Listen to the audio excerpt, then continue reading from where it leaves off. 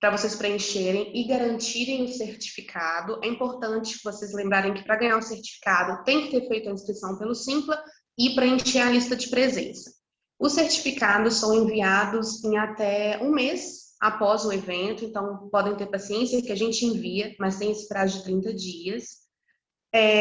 Vamos deixar as dúvidas para o final do evento. Depois da fala da Desirê, a gente vai abrir um espaço para vocês conseguirem tirar essas dúvidas.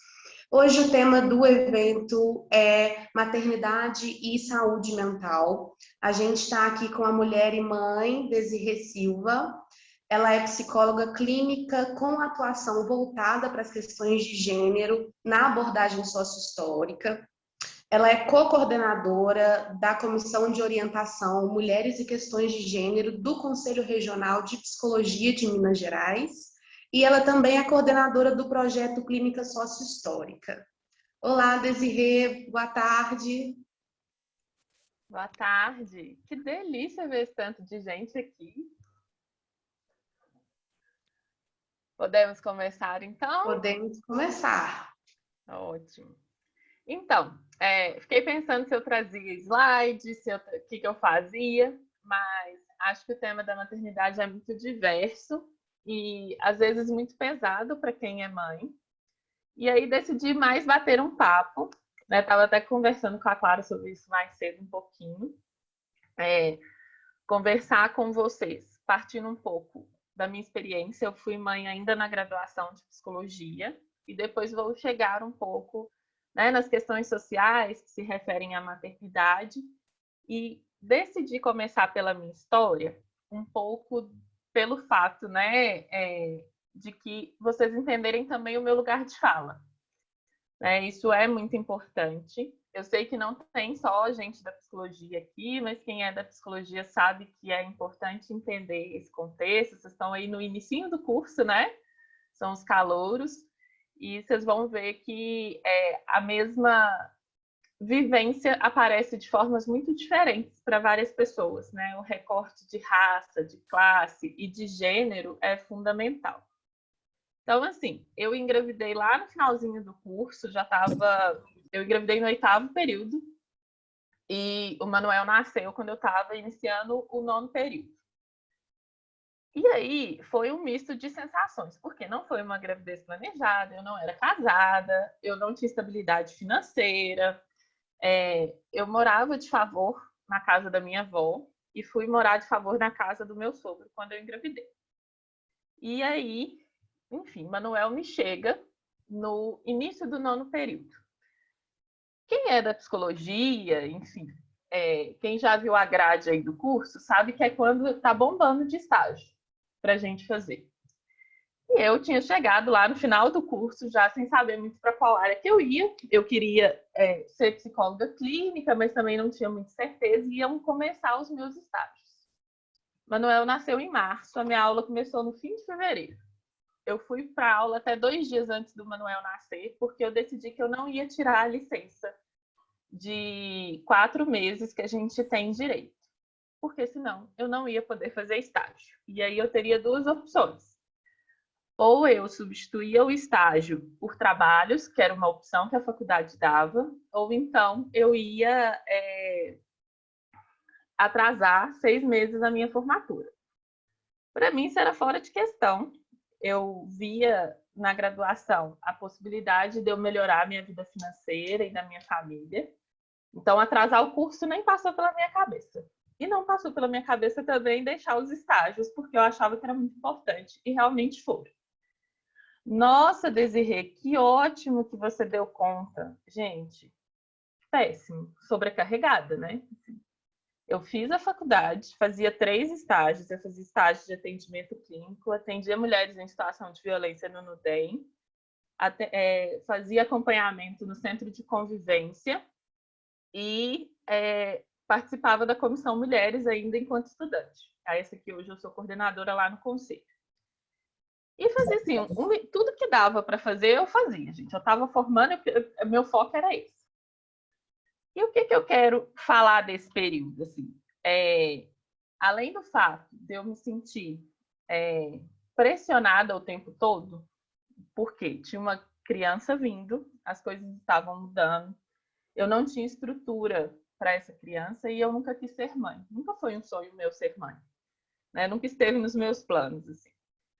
E só que a faculdade sempre esteve nos meus planos. E aí era uma ambivalência de sentimentos que na época eu não sabia lidar.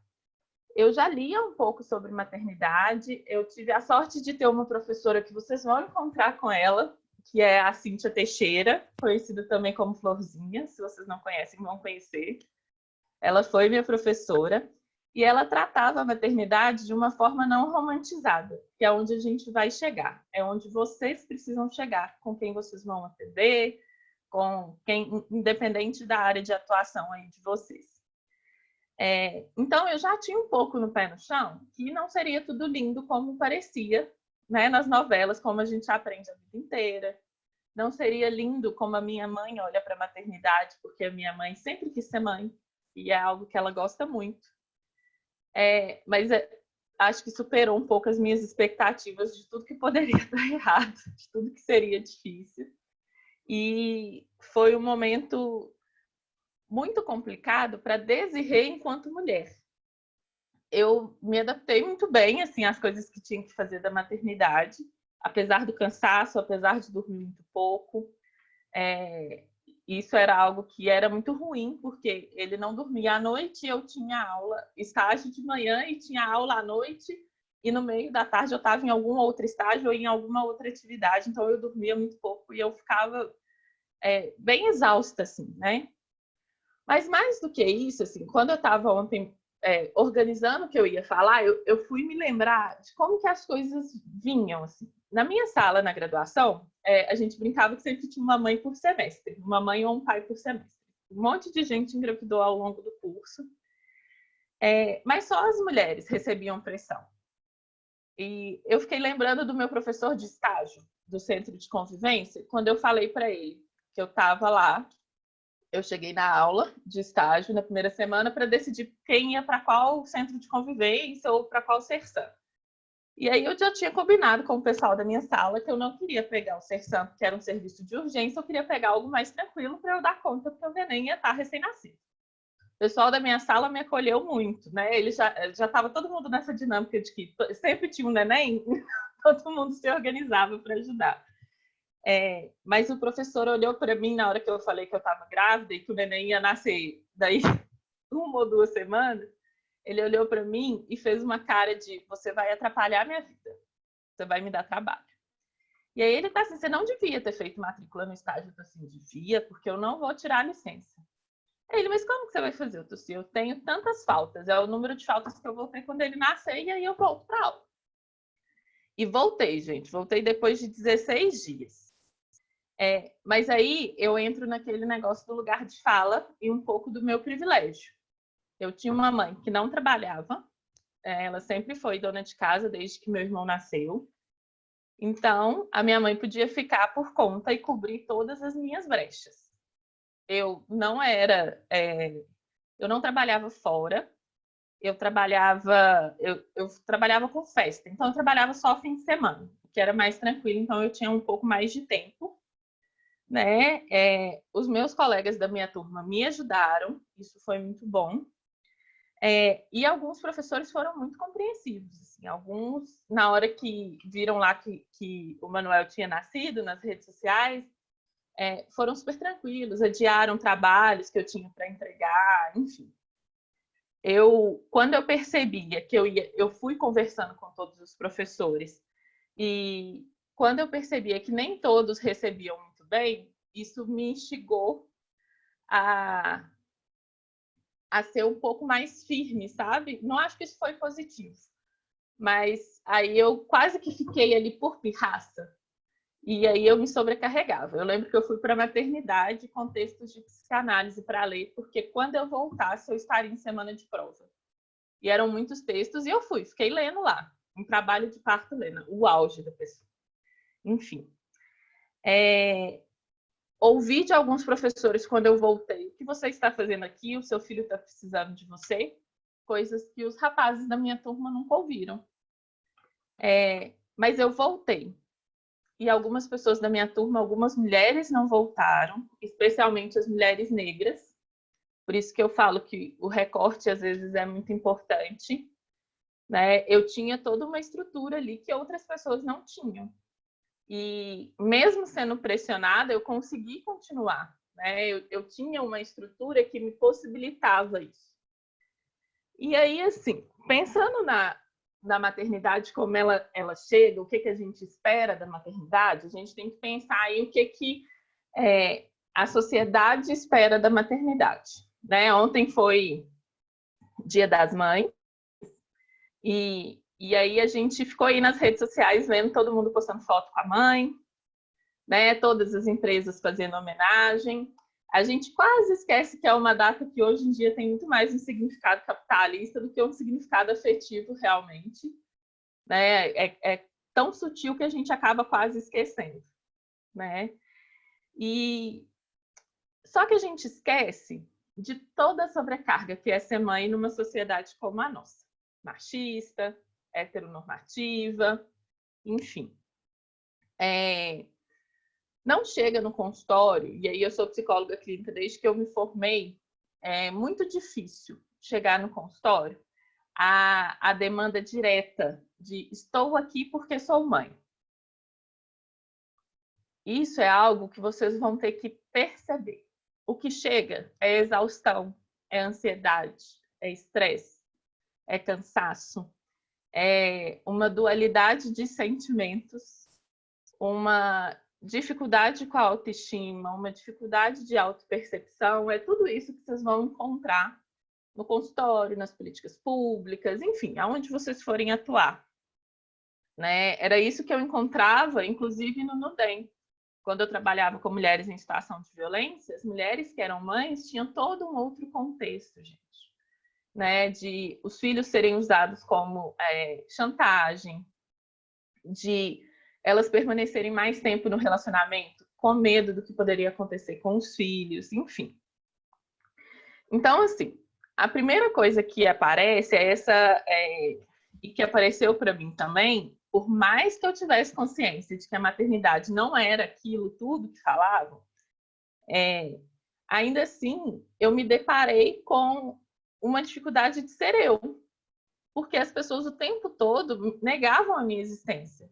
Era como se só meu filho existisse. Isso desde que ele estava na minha barriga. Só que quando ele estava na minha barriga, era um pouco mais fácil deslocar a Desirê da mãe. Eu tinha um pouco dessa facilidade, apesar das críticas, enfim. Como lá na minha sala tinha muitas mães, às vezes rolava o comentário de a Desirê nem faz carinho na barriga dela. Então, olha para vocês verem como que vão reparando coisas muito sutis, assim. Eu não tinha realmente mania de ficar com a mão na minha barriga, aquela posição clássica de grávida, que fica fazendo carinho na barriga. Eu nunca fui essa pessoa. Como também não gostava que as pessoas chegassem já pondo a mão na minha barriga, né? Muito porque as pessoas quase que esquecem que existe uma mulher ali.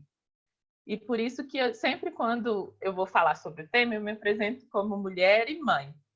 E sempre trabalho isso com as minhas pacientes, né? O fato de que elas são mulheres e também mães, não apenas mãe. E existe essa redução da mulher à figura de mãe. E essa figura de mãe é muito pesada, porque é uma figura de uma mãe muito vinculada quase à figura de Maria, mãe de Jesus. Aquela mãe que é santa, que abdica de tudo em nome do filho, que cuida do filho o tempo todo, que, né, enfim, que não é nada além de mãe. E aí, esse movimento, quando o Manuel nasceu, ficou mais nítido. Quando eu volto para a faculdade, por exemplo, aos poucos o Manuel para de amamentar. Por quê? Eu ficava o dia todo fora, ele ficava com a minha mãe, eu pegava ele à noite.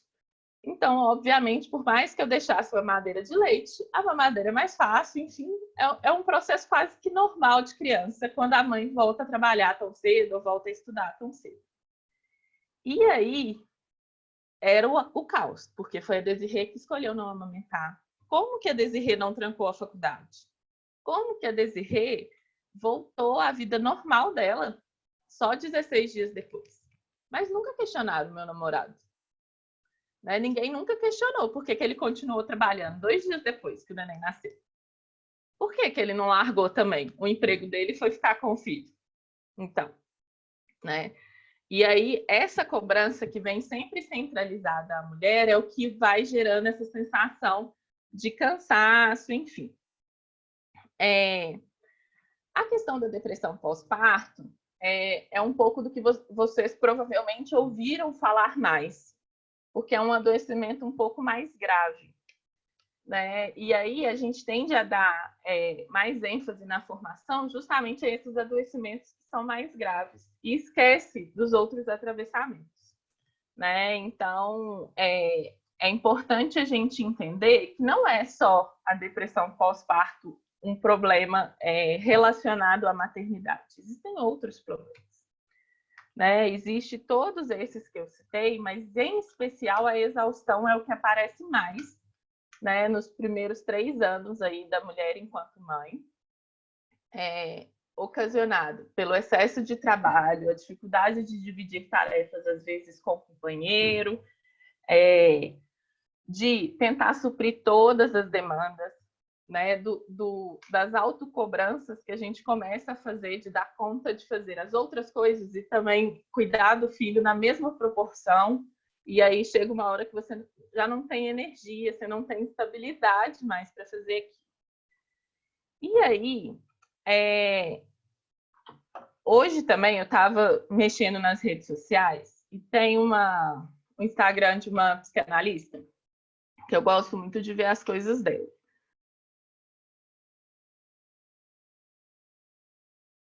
Desirê, você ficou mutada, só um minutinho. Voltei. Voltou. Apertei aqui sem querer. Estava falando que eu tenho... Estava mexendo nas redes sociais à tarde, e aí tem o Instagram da Manuela Xavier, que é uma psicanalista, e ela faz umas análises que são bem interessantes. E aí, ela hoje, inclusive, os stories dela são sobre isso, né? Ela foi pegando vários contextos, e ela fez um questionamento lá, de quem são as mulheres que são permitidas ser mães. E isso é algo que a Comissão Mulheres, né, do Conselho de Psicologia, sempre discute. Não são todas as mulheres que podem exercer a maternidade. Né? E existe uma maternidade ideal, que é uma maternidade burguesa.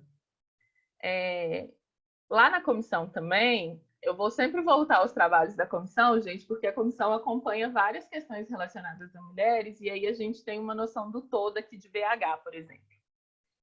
A Janice, provavelmente vocês vão conhecer ela também, ela é preceptora de estágios aí. Ela acompanha durante muito tempo uns casos de retirada compulsória aqui de BH, que aconteceram com mulheres mães, usuárias de álcool e outras drogas, ou em situação de rua. O que acontecia? Essas mulheres iam para a maternidade, em geral elas não faziam o acompanhamento, e em geral elas iam para a maternidade e já saíam da maternidade ao dar à luz sem o neném ia para abrigamento.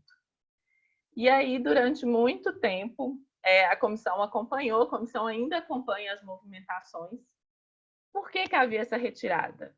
Era uma tentativa do governo quase que de prever que haveria ali um problema em relação ao cuidado dessa criança. Quase assim, bola de cristal, né, gente? Você está ali imaginando que aquela mulher não dá conta de exercer a maternidade. E aí, essa portaria que entrou em vigor e depois caiu, sobre essa retirada aqui em BH, só valia para a maternidade pública. Não houve, nos 2 anos que ela teve mais ativa, nenhuma retirada compulsória de mulheres usuárias de álcool e outras drogas em maternidades particulares. Por quê? O bem não é da criança? Por que só as mulheres pobres tinham problema com essa portaria? A maioria, obviamente, eram negras. E aí hoje a Manuela Xavier puxou um pouco lá a questão do que aconteceu lá no Rio de Janeiro, no Jacarezinho, o massacre, e falando de que essas mulheres lá não podem ser mães também. né? Não conseguem ser mães com tranquilidade. Esses filhos não são permitidos, não é permitido, inclusive, ir comprar, às vezes, um leite, porque pode ser que o companheiro que foi comprar um leite morra no tiroteio. Então, são muitos atravessadores que a gente tem que dar conta. E a primeira coisa que a gente tem que entender é que todas as questões relacionadas à maternidade, os problemas que as mulheres enfrentam, são um problema também do Estado. Nunca é um problema individual, é um problema coletivo. É um problema de uma estrutura social machista, desigual, que quer manter uma estrutura de poder, que quer manter privilégios. Eu só posso reclamar da maternidade porque eu ocupo um lugar. Eu sou uma mulher branca, eu sou hétero. E aí me é permitido, por exemplo, por mais que com olhos de estranheza, que eu diga que eu odeio ser mãe. E eu sempre repito isso, assim. Mas eu preciso de completar a frase, né? Porque aí quando eu falo assim, eu odeio ser mãe, as pessoas fazem assim, com coisa que eu odiasse o meu filho. Eu não odeio meu filho, eu amo meu filho. Acho ele a coisa mais linda do mundo, a criança mais inteligente do mundo. Igual toda mãe acha que o filho é o filho mais inteligente do mundo. Mas eu odeio tudo que a maternidade significa para mim. Ela é muito pesada. E aí, quem é mãe e tiver aí, depois pode compartilhar um pouco da experiência, sabe o que é isso? É pesado. Ninguém questiona meu namorado, gente. Nunca, em hipótese alguma. E durante muito tempo, acaba que a mulher entra nesse questionamento. O que acontecia, por exemplo? Como falei, não parei a minha vida, continuei a seguir plena como se não tivesse filho. Né? Fazendo o quê? Sobrecarregando outra mulher, que é o que a gente tem que entender também que às vezes acontece. A gente tira a sobrecarga de uma, mas coloca a sobrecarga em outra. Eu só continuei a vida como se não tivesse filho, porque minha mãe ocupou o lugar. Né? Enquanto avó, mas ela ocupou o lugar.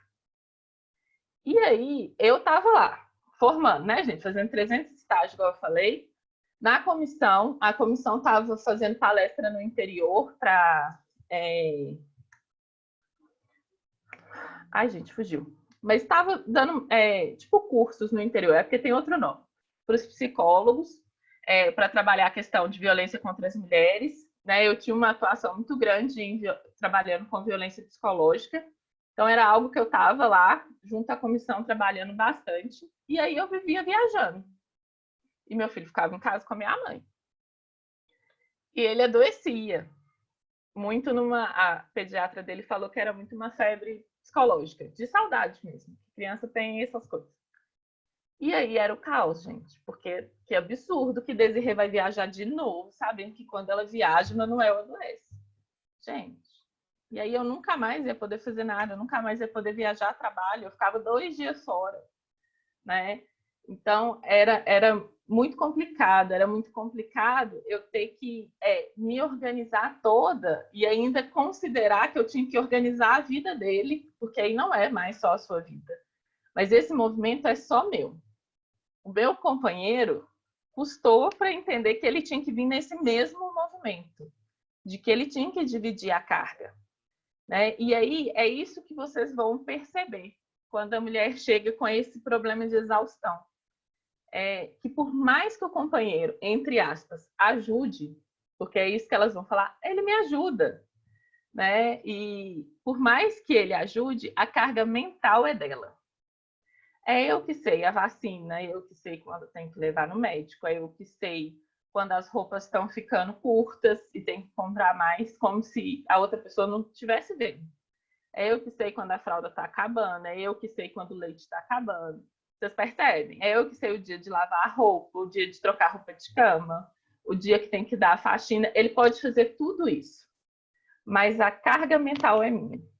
E aí foi um processo grande para eu perceber isso e para eu fazer com que ele aprendesse que essa carga ele também tinha que dividir. Né? E era bem difícil, inclusive, porque por mais que ele fosse um companheiro que sempre esteve atento as pautas feministas, ao que eu falava, enfim, a uma maternidade dividida ali, a família dele vinha num movimento contrário ao meu. Né? Ele vem de uma família com modelos muito tradicionais. E aí era o caos, porque eu não ocupava o lugar que eles achavam que eu devia ocupar, tanto na vida dele quanto na vida do meu filho. E ele tinha dificuldade de chegar onde eu queria que ele chegasse. E aí eu ficava extremamente cansada, por mais que ele ajudasse, fazendo a obrigação dele. Então, muitas vezes, quando a paciente chegar para vocês, ela vai dizer, gente, mas ele me ajuda. Ele divide tudo comigo, eu não sei por que eu estou cansada, eu não devia estar cansada, eu devia dar conta de mais isso, eu devia dar conta de mais aquilo. Então, perceba o que não está sendo dito. Né? Vocês vão ter que estudar bastante essas estruturas, perceber, além das vezes do diagnóstico que chega. Então, às vezes a pessoa chega com um diagnóstico de ansiedade, de depressão, né? E a causa está muitas vezes vinculada a essa exaustão.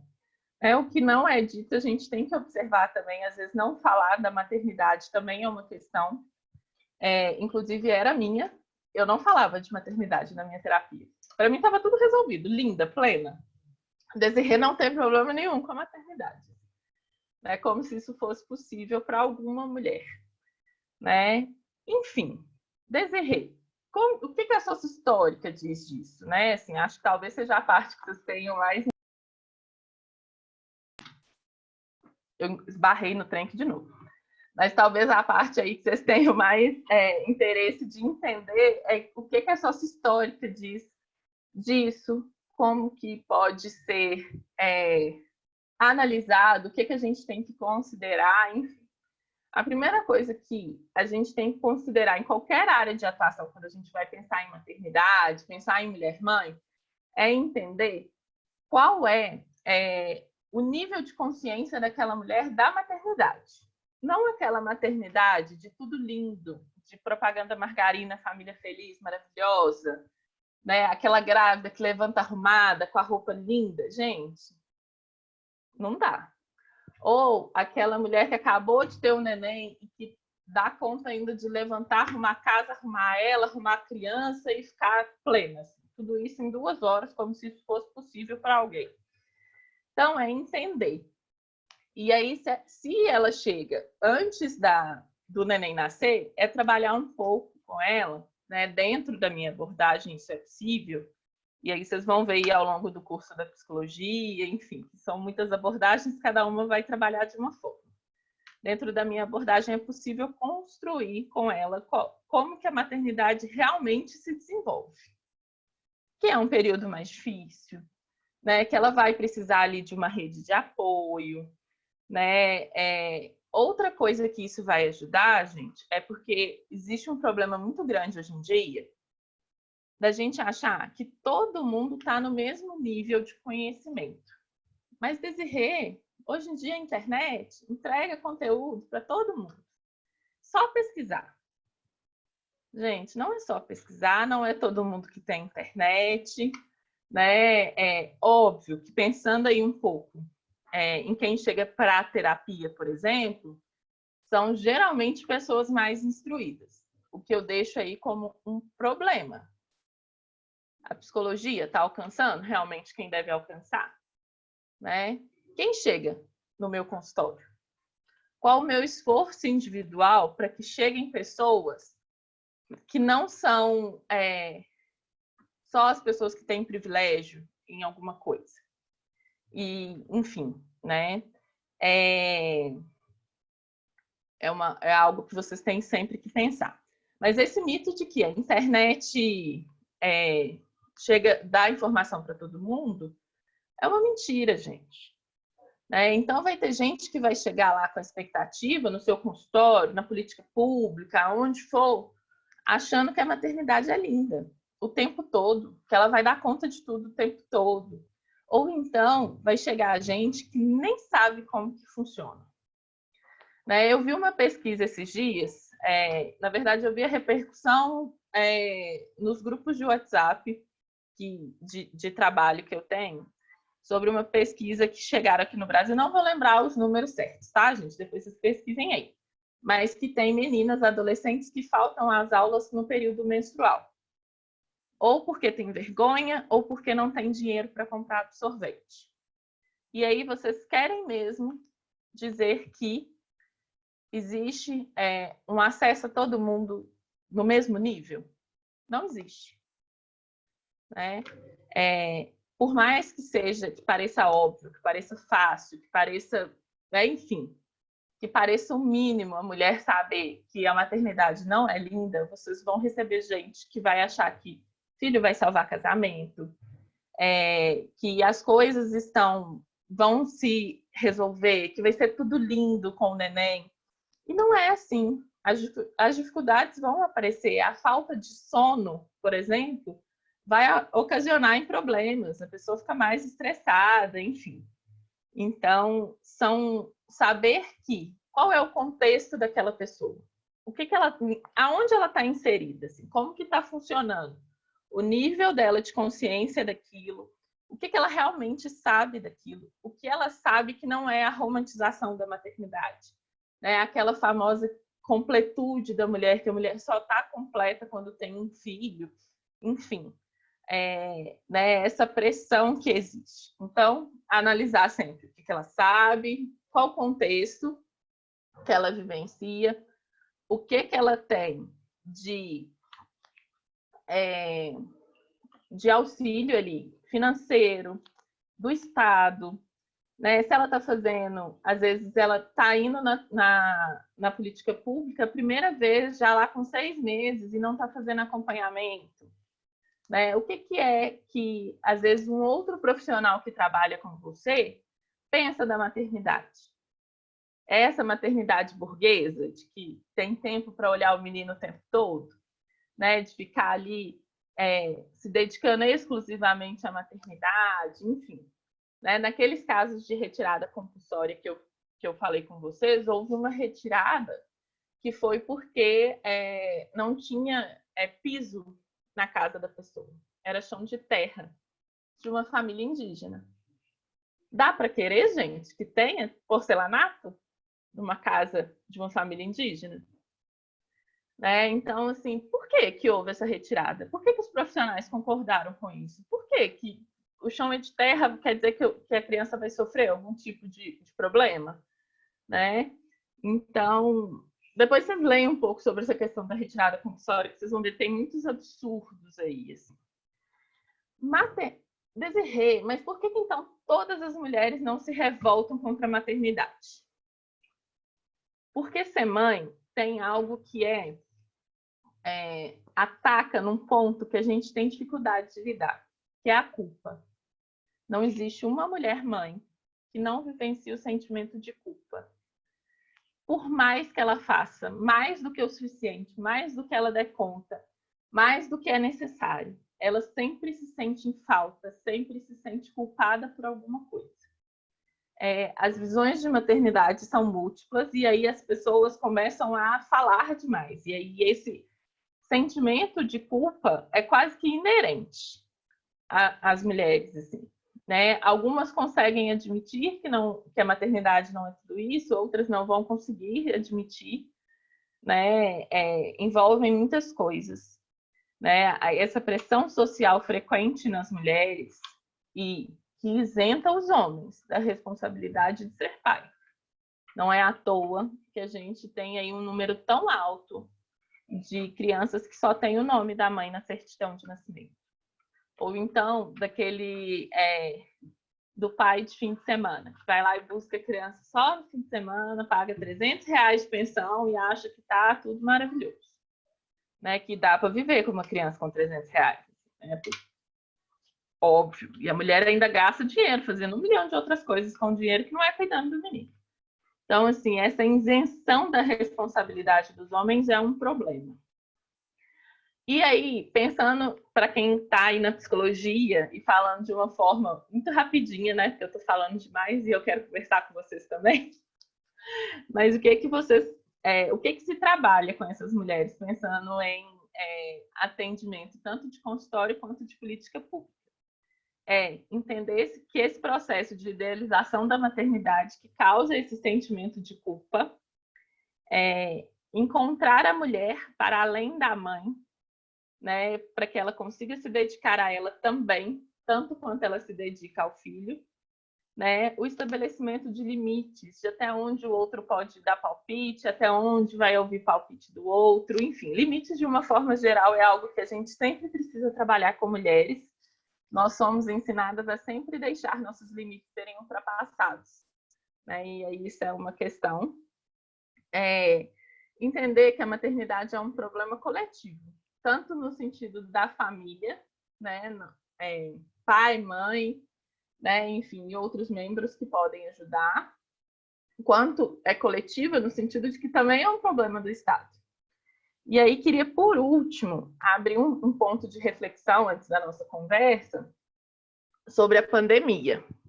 Né, imagina aí que vocês já tenham pesquisado algumas coisas sobre a pandemia, já tenham, né, vocês estão vivendo aí a graduação nesse contexto. É um contexto muito diferente de graduação do que eu vivenciei. Mas o que aconteceu na pandemia? Os filhos estão em casa, está todo mundo, teoricamente, né, deveria estar todo mundo de home office, tem menos oportunidades de emprego.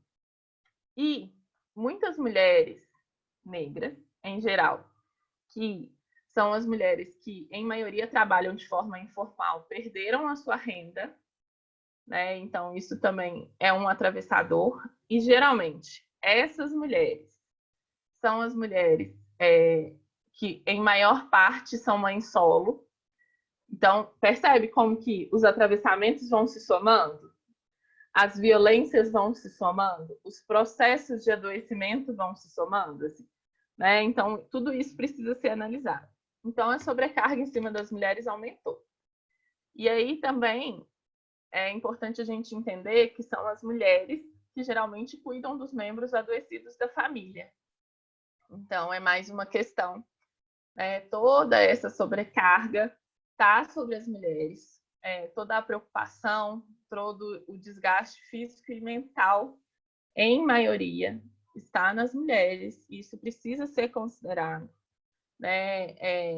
Eu, por exemplo, sempre me mantive, sempre trabalhei muito, me mantive o mais afastado possível da maternidade, como eu disse, não gosto. Então, eu tenho o privilégio de conseguir fazer isso de uma forma tranquila para o meu filho. Ele é muito mais apegado à minha mãe do que a mim, apesar da gente passar muito tempo junto, mas ele é mais apegado a ela. Mas eu, por exemplo, trabalhava fora, no meu consultório, de segunda a sexta. Não ficava em casa, não tinha que fazer almoço, né? Uma série de coisas que foram se somando às coisas que eu fazia, assim, né? Eu fiquei de home office, aí tenho que dar aula para ele, porque a professora manda os exercícios online e ensinar ele a alfabetizar, e aí tem que fazer almoço, tem que arrumar a cozinha do almoço, entende? Eram tarefas que eu não fazia, que eu fazia no fim de semana, que eu fazia esporadicamente. E aí vai se somando ao meu trabalho. E essa sobrecarga que está aí sobre todas as mulheres, enfim, outras aí vão ter, né, vão perder a renda, outras não sabem ler e escrever, e os filhos estão em casa. E ela vai ajudar como? Então, assim, a maternidade ela é um problema que ela vai para várias áreas, por isso que ela precisa ser entendida como uma questão mais ampla, que precisa de um olhar atento do Estado, que precisa de um posicionamento da psicologia, né? Enfim, assim, é preciso trabalhar muito essa mulher para ela se reencontrar, para ela conseguir levar a maternidade de uma forma mais leve, sem culpa. Sem culpa eu acho muito difícil, gente, pelo menos com menos culpa. Assim. É o que eu trabalho um pouco com as minhas pacientes, é o que eu trabalho comigo. A culpa acaba pegando a gente em um momento ou outro, né? Enfim. Então, a sócio-histórica, né, ela vai olhar todo esse contexto para poder pensar em estratégias junto com essa mulher, junto com as políticas públicas, né? Então, mesmo eu sendo psicóloga clínica, às vezes eu faço indicação de alguma política pública que pode ajudar aquela mulher naquela demanda específica, para ela não se sobrecarregar. né? Às vezes ali trabalhe com ela, a questão de como vamos dividir a carga mental, com quem você consegue dividir isso, né? Como que você vai fazer para se organizar, para isso ser mais leve para você? Então, é muito nesse sentido. Outras abordagens vão pensar, né, nas intervenções de forma diferente dentro da psicologia, ou em outras áreas que vocês estiverem aí trabalhando, em outros cursos que vocês façam, mas a questão é, não deixem de analisar gênero, raça e classe. São atravessadores que a gente não pode esquecer. Enfim, falei. Espero que você tenha. Nossa, Desirê, que incrível ter feito. Muito potente sua fala, eu fiquei arrepiada diversas vezes. A questão também da maternalização das mulheres, né? Todos os cuidados são atribuídos a nós, mesmo mulheres que não são mães. É outra questão de gênero enorme, né? Que ultrapassa a gente. As meninas estavam comentando no chat, muitas compartilhando suas histórias, falando que tiveram que trancar a faculdade por causa da gravidez, umas tiveram filho logo após formar. Tem uma que conta a história que ela ficou 7 anos, ela parou de trabalhar quando ela engravidou e teve filho, e tem 7 anos que ela ainda não voltou ao mercado de trabalho. Muitas pessoas compartilhando essas experiências que é tão comum, né, do nosso lado, assim. E é isso, gente. Eu fico também convidando vocês para contar a história de vocês. Se vocês têm alguma dúvida para perguntar para Desirê, se vocês querem comentar algo. A Isabela falou do grupo da Valesca, do livro da Valesca Zanello sobre saúde mental, gênero e dispositivos, é ótimo também. Ela fala sobre o dispositivo materno. É incrível o trabalho dela. A Valesca Zanella, ela é muito potente nas questões que ela traz, e ela tem uma linguagem muito acessível. Eu acho muito importante, né? Na academia a gente gosta de falar bonito, a gente gosta de escrever bonito, e às vezes isso não é acessível a todos, né? Eu gosto muito dela por ela fazer esse trabalho, né, usar termos tranquilos, assim, palavras que as pessoas conhecem, trazer exemplos os exemplos dela são muito bons, né? E isso é uma coisa que a gente, né, enquanto profissionais da saúde, precisa se atentar, né, da linguagem estar acessível para aquela pessoa. Isso é importante. E a forma como chega às pessoas, né? Porque ela também divulga muito material, vídeos, né? Ela tá fazendo agora, tipo, filminhos sobre violência de gênero. É muito interessante. No chat, deixa eu ver. Surgiu uma dúvida sobre a sua opinião em relação ao Dia das Mães. Então, eu acho uma data extremamente capitalista, gente. Assim. Acho que pensar em capitalismo é pensar nessas datas todas que a gente tem. Elas foram um pouco perdendo o sentido. Mas, para além disso, é uma data que reforça o estereótipo da mãe guerreira, a mãe que abdica de tudo em nome dos filhos, aquela mãe que larga a vida pelos filhos, né? É isso que a gente vê nos depoimentos, do quanto essa mãe se dedicou ao filho, né? Do quanto ela deixou de olhar para ela para olhar para o filho, como se isso fosse bom. E aí se esquece que ali tem a mulher, tem uma pessoa, né? Então, isso é algo que eu sempre critico muito, desde que eu comecei a ter consciência desses processos, né? Eu, às vezes, uso muito o meu Instagram, às vezes, para alcançar outras pessoas para além das minhas pacientes, né? E eu até fiz uma postagem, não fiz nada no domingo, fiz antes, falando no sentido de compartilhar com mulheres que são mães outras coisas além da maternidade que a gente admira nelas.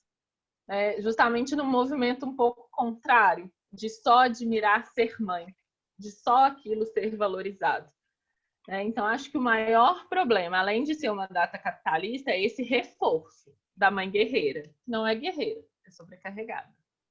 É aquela mulher que tem que dar conta de tudo sempre, e mesmo dando conta de tudo sempre, ela ainda vai estar em falta.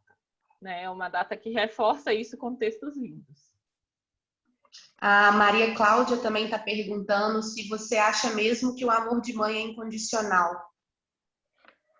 Amor é construção. É um mito isso, de que, diante das coisas que eu estudo, né? Imagino que vai ter, hoje em dia tem estudo para tudo, né? Assim, enfim. O povo tá aí achando que a Terra é plana de novo, então as coisas ficam... É difícil a gente, às vezes, afirmar alguma coisa. Mas, assim, a partir do que eu estudo, das questões de gênero, esse amor incondicional é o que a gente aprende que tem que ter pelo filho. A gente é ensinada desde que a gente nasce, gente. A gente começa lá a ganhar as bonequinhas, né? Eu fugi um pouco desse início, assim, que eu acho que é uma coisa que toda palestra de gênero tem um pouco, né? Dessa questão das brincadeiras de menino e brincadeiras de menina. Mas, enfim, desde muito novas, o que a gente aprende é que a mãe precisa amar o filho acima de todas as coisas, que esse amor nasce assim que a gente olha o neném ali, o neném nasceu, a gente está ali apaixonado. Não, gente, é construção, né? É um afeto que vai se somando a cada dia, é aprendizado que se soma, você vive muitas coisas com o filho, muitas coisas que são só de vocês, né? E aí isso vai tornando esse processo do amor mais intenso. Mas, ao mesmo tempo, pensa para vocês verem, vocês ouvirem uma mãe que falar que não ama o filho. Vocês conseguem imaginar alguém ouvir isso com tranquilidade? Assim? Dificilmente alguém vai ouvir isso com tranquilidade. Né? Já é difícil quando eu falo, por exemplo, né, que eu odeio a maternidade. Imagina se eu falasse, eu odeio meu filho, não gosto do meu filho, não amo meu filho. Então, isso não é permitido. Só é permitido que a gente ame incondicionalmente nossos filhos. Né? Bem nessa construção mesmo, dessa idealização do amor materno. Né? A Valesca Zanello também fala um pouco sobre isso. Aqui de BH tem a Cláudia Natividade, que estuda gênero também, uma mulher incrível, ela estuda muitas coisas em relação à violência, mas também, né, em relação a gênero como um todo. Uhum. E aí é importante a gente ter essa consciência. A Andressa está aqui no chat também perguntando o que fazer quando o companheiro não enxerga que precisamos de sua colaboração. Ela diz: acredito que a maternidade é de fases e cada uma com seus particulares, seja ao nascimento ou à adolescência, e em todas sobram para nós mulheres. Uhum. Olha, isso eu acho que foi uma pergunta que vai depender de muitos contextos, assim. Por quê? Podem ter vários motivos desse companheiro não ocupar esse lugar. Consigo pensar aqui no motivo social, por exemplo. Né? Mas ele vai se intercalar ao motivo pessoal. Vocês têm sempre que lembrar das duas coisas. Mas pensando no social, dificilmente um homem vai já dividir toda a carga de ter um filho com a mulher. Mesmo se eles forem casados, morarem juntos, se amarem, enfim, se aquele casal maravilhoso, dificilmente ele vai dividir por igual. Ouso dizer que isso nunca vai acontecer. É preciso um trabalho, e é mais uma parte que é cansativa para as mulheres, de fazer essa divisão. Né? E aí é um pouco da nossa responsabilidade, e aí quando eu falo nossa, tanto de homens quanto de mulheres, de criar filhos que entendam que isso precisa ser dividido.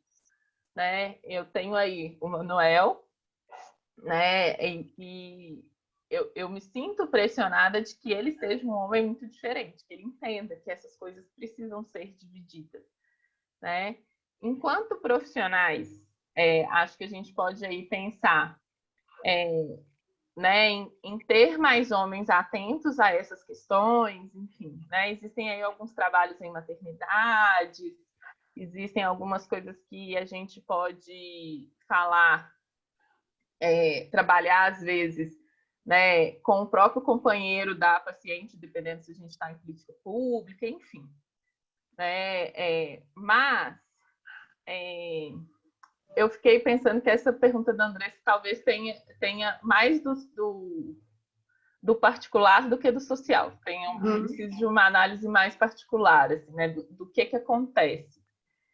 Mas, assim, já aconteceu, por exemplo, aí vou trazer aqui, só para ilustrar, assim, da mulher se ver como mãe solos estando casada. E aí foi um momento muito difícil no atendimento. Ela perceber que, por mais que ela tivesse casada há muitos anos, ela tinha sido mãe solo dos 2 filhos dela. E que tudo era só para ela, tudo ela resolvia, era como se ele não tivesse ali. Né? E aí ela percebeu que não ia adiantar. Então vai muito, né? Depende muito do contexto, assim, do pessoal, para além do social. Tem mais uma dúvida aqui da Fernanda. Ela pergunta: você acha que uma mãe que se dedica 100% aos filhos, no futuro pode colocar uma sobrecarga maior no filho?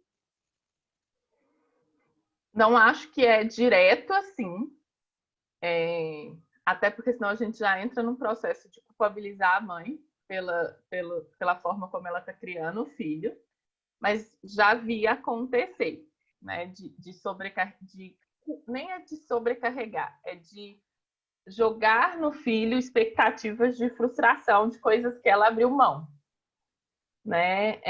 Mas assim, é algo que a gente tem que tomar cuidado, porque senão a gente reproduz essa visão de não pode criar assim, não pode criar daquele jeito, enfim. É isso que a gente às vezes tem que se atentar, mas já aconteceu, assim, já vi, mas também já assim, gente.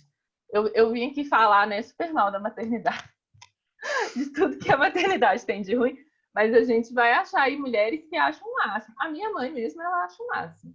Ela tem dificuldade de enxergar a sobrecarga de quando ela era mãe, as coisas que ela precisou de abrir mão, né? Ela leva de uma forma muito mais tranquila.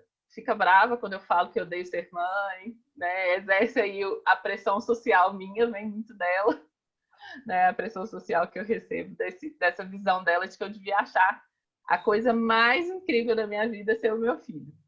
E aí vou trazer aqui para vocês verem como que é muito difícil. Assim, a minha família é uma família até bem desconstruída, assim, uma família muito tranquila para quem olha de fora, né? Mas dentro eu vejo a reprodução dessas pressões. O dia que eu falei que o momento mais feliz da minha vida tinha sido lançar um livro que eu fui organizador, fugiu o nome, acho que é organizador que fala mesmo, lá na Comissão Mulheres, que eu fui lançar ele em São Paulo, falei que tinha sido o dia mais feliz da minha vida, que eu falei, agora a minha carreira vai. Aí minha avó olhou para mim assim, como não é o nascimento do Manuel? Eu falei, nossa, mas o dia do nascimento do Manuel não passa nem perto, para mim foi assim, um caos. Eu tive um parto normal de 24 horas, tudo foi legal.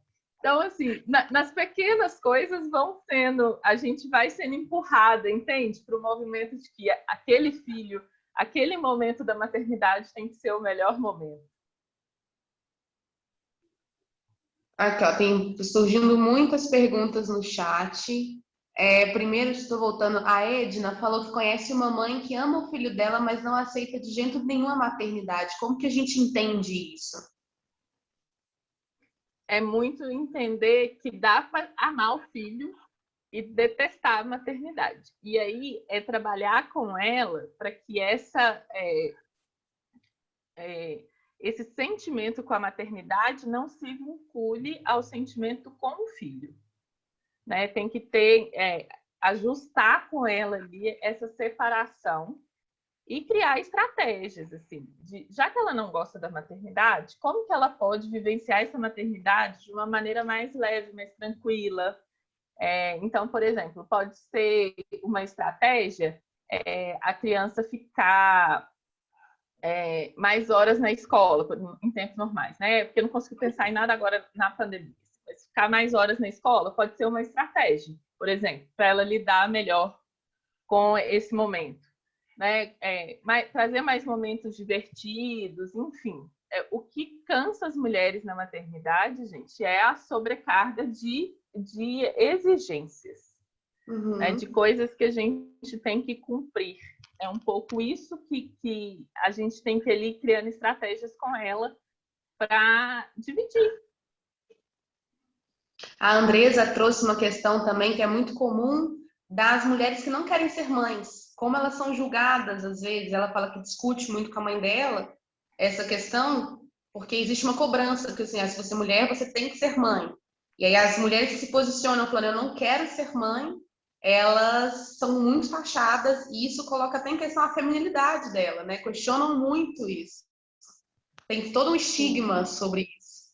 Sim, como assim? Você é mulher e não vai ser completa, você só vai ser completa se for mãe, né? E aí, a questão do estudo de gênero é que as coisas vão se entrelaçando. Isso tem várias coisas, inclusive da necessidade de manter a mulher em casa. E aí, quanto mais filhos a mulher tiver, mais difícil é ela se ocupar de lutar, por exemplo, por direitos. Quando vocês pensam aí em mulheres que estão à frente de movimento, ou elas são mulheres mais velhas que os filhos já cresceram, então não tem aquele cuidado, né, de tempo integral dos filhos, ou são mulheres que não são mães, né? E aí, o que a sociedade quer? Que a gente continue como está, não é isso? O capitalismo quer manter a forma como está. Quanto mais ocupada a gente tiver com a nossa beleza, se a gente está maquiado ou não, se a gente está namorando ou não, se a gente está tendo filho ou não, quanto mais ocupada de outras coisas a gente tiver, menos problema para o sistema a gente causa. Então, assim, estudar a maternidade é também estudar o aborto. Por que não é permitido o controle dos nossos corpos? Por que não é permitido dizer não quero ser mãe? Por que não é permitido não ter culpa ao ser mãe? Então, vocês percebem que vai abrindo, assim, a gente tem que entender de um tanto de sistema, um tanto de coisas que estão funcionando ao mesmo tempo, sabe? Por isso que é tão complexo. E por isso que eu comecei a palestra falando do meu lugar. Porque eu sabia que eu ia pegar ali, eu ia pincelar ali uma coisa dentre tantas que a gente precisa pensar da maternidade, né? E aí isso é importante. Tem a Anne, só um minutinho, estou voltando aqui no chat. Uhum. A Anne, ela perguntou como você alinhou com o seu companheiro a divisão das responsabilidades da carga mental e se algo já evoluiu ou melhorou em relação à percepção deles, em relação ao que acreditavam ser o papel do companheiro dele, do seu companheiro, no caso. Do seu papel e do seu companheiro. Gente, vocês pegaram assim, bem tipo, vamos acabar com a construção de que psicóloga é calma, tranquila e sensata, né? Porque aí, com o meu companheiro, a psicologia não funciona. Como diz a minha avó, santo de casa não faz milagre, eu sou ótima para ajudar a pensar em consensos fora da minha vida. Mas assim, foi com bastante briga. Eu sou um pouco estressada, né? Bem fugindo da visão dos psicólogos, né? Ela deve ser super calma. Não, gente, eu sou super estressada.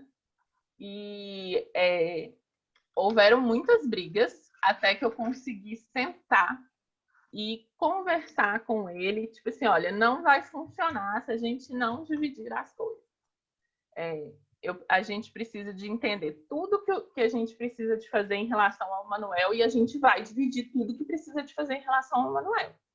Não é tipo dividir o dia de lavar a roupa do Manuel. Você tem que saber que dia que o Manuel está sem roupa. Não é esperar ele ficar sem roupa.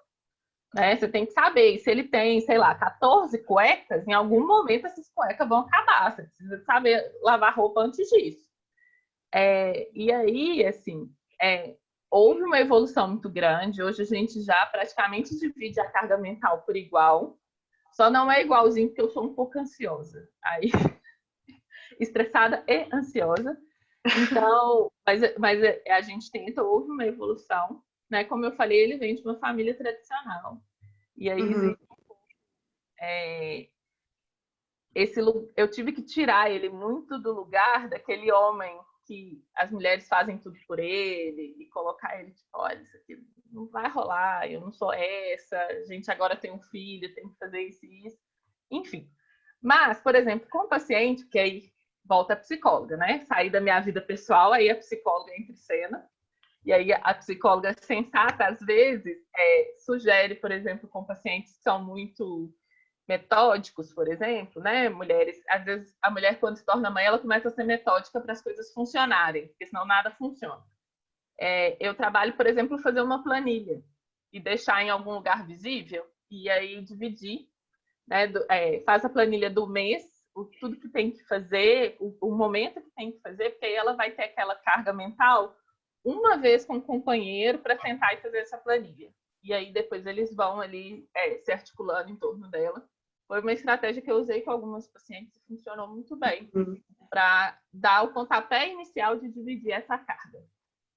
Legal demais. A Milene também perguntou se não faz mal para o filho ouvir que a mãe odeia a maternidade.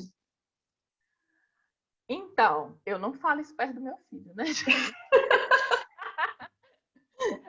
Acho que ele ainda não tem a percepção do que exatamente é maternidade, mas ele pode vincular a palavra mãe, enfim, né? Criança funciona por associação.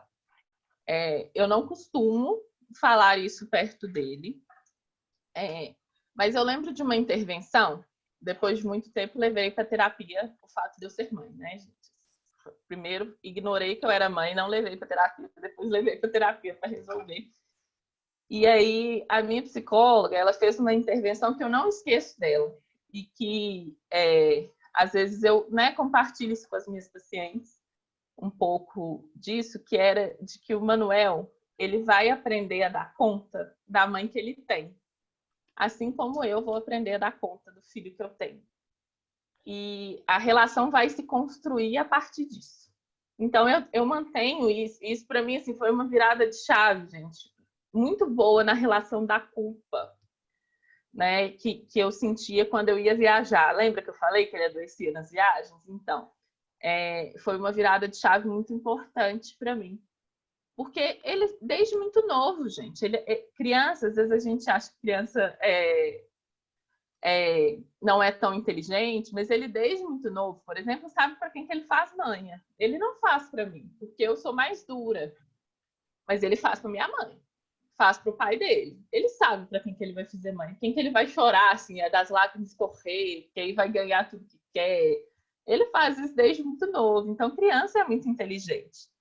E aí, sabendo disso, eu tomo cuidado, obviamente, porque ele não vai ter essa percepção do que eu quero dizer com maternidade. Então, eu não falo perto dele. Isso são discussões, geralmente, que eu trago, né, na comissão, em momentos que eu estou em reunião, enfim. E ali, na minha relação com ele, é super tranquila, a gente brinca muito, né? Ele fica doido para conhecer minhas pacientes, depois que eu fiquei de home office, às vezes ele fica assim, deixa eu ver sua paciente. Então, a gente tem uma relação bem, bem tranquila, mas muito longe do que as pessoas dizem como ideal. Assim. Uhum. A gente até ultrapassou o tempo, e aí eu queria convidar também as pessoas. A gente divulgou o Instagram da Desirê lá no perfil do Desembolando. Se vocês quiserem acompanhar o trabalho dela, seguirem no Instagram, até para conversarem com ela se vocês tiverem alguma questão, né? Indicação de leitura, eu queria deixar para o final, porque a Karen pediu mais em cima. Aí já tinha a questão da Valesca Zanella, você já indicou a Cláudia Natividade. Mais algum autor ou para assistir, alguma coisa para... Cláudia Maiorga, sobre aborto. As publicações do Conselho, a Comissão Mulheres tem várias publicações. Vai sair uma sobre maternidade, mas tem 2 livros lá. Alguns vão trabalhar, né, temas que vão para além da maternidade, como violência contra as mulheres, que é um outro tema que eu trabalho muito, mas lá vai trabalhar violência em relações homoafetivas, enfim. Vai ter também eventos relacionados à maternidade, a gente sempre traz. Fiquem de olho na página do Conselho, gente. A página do Conselho de Psicologia sempre traz eventos, assim como aqui no Desembolando. E tem as notas técnicas, né? Acho que vocês têm que acompanhar aí também as mudanças que vão acontecer relacionadas à pandemia. né? Tem que observar e a maternidade vai tomar uma outra proporção. Já tomou, né? A sobrecarga já aumentou. E aí, essa sobrecarga vai chegar nos nossos consultórios, nos locais que a gente trabalhar, enfim. Então, são coisas aí que vocês podem observar. Muito obrigada, viu, Desirê, em nome do Desembolando e do público. O evento foi maravilhoso, é muito esclarecedor, muito obrigada mesmo. Obrigada também a todos que participaram do evento, que estiveram aqui com a gente, dedicaram o seu tempo para a gente ter esse momento junto. Acompanhe o Instagram do Desembolando, terão mais eventos ao longo do semestre. Muito obrigada mesmo. Espero que tenham preenchido a lista de presença para garantir o certificado. E lembrem que são até 30 dias para receberem ele no e-mail de vocês. Ok? A gravação vai finalizar e a gente vai colocar lá no canal do YouTube do Projeto Acolher. Muito obrigada, gente.